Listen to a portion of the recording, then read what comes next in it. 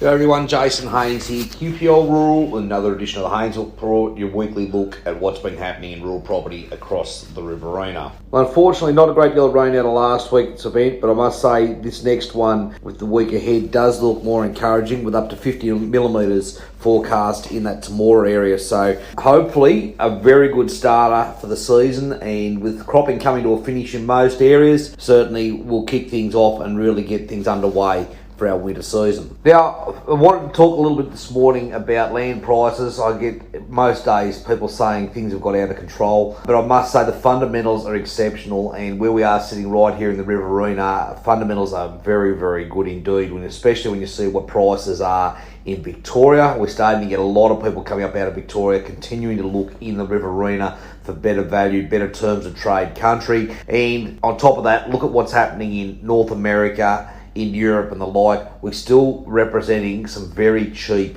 real estate in farming country here. Now, on top of that, think of world population. At present, we're sitting at about 7.9 billion people in this world. If you went forward to 2050, that number would be 9.9 billion people. So another 2 billion people in the world that will need to be fed. Commodity prices are high at the moment, especially when you look at those protein markers, but you must think that the fundamentals there are very strong for a continuing demand on our food producing systems, which underpins the real estate value going forward. So a few things that have happened that will change the supply demand ratios over the next decade. In Mexico this week, they've moved to ban the use of glyphosate and GMOs. Now, whether you're a believer in GMOs or not, it will reduce that potential supply of commodity onto the market. Also in China this week, not a great deal of media, but China has removed their two-child policy. They were very famous for their one-child policy some 30 odd years ago,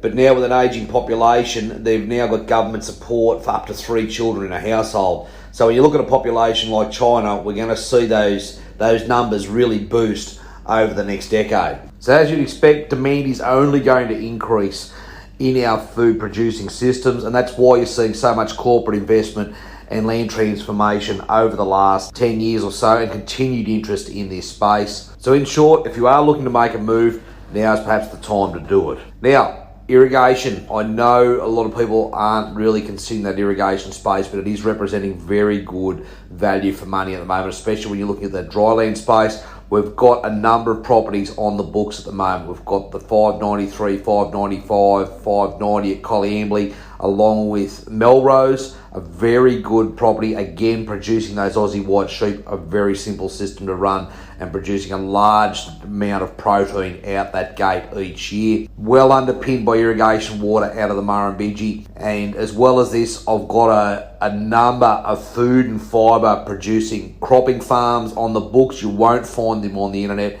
but I do have them listed at the moment. Some very large operations out there looking for a serious operator that wants to take a position on a row cropping or permanent planting business that is well underpinned by both Murrumbidgee water and groundwater. Now, as always, if you'd like any more information on anything we've spoken about here today, please feel free to give me a call, 0488 594 450.